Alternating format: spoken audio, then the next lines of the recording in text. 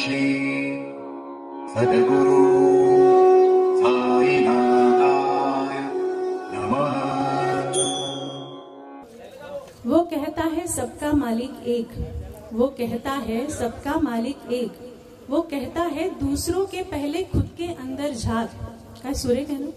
वो कहता है दूसरों के पहले खुद के अंदर झांक। एक फकीर जो है सबसे धनवान, उनके रहमत का भूखा है हर इंसान।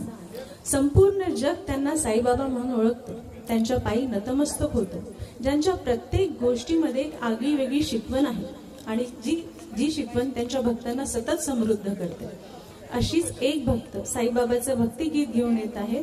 गीत आहे प्यार करे सब साई से, साई से। घेऊन येत आहेत रुपाली ताई कोलते। साई साई साई बाबा साई साई साई साई साई साई साई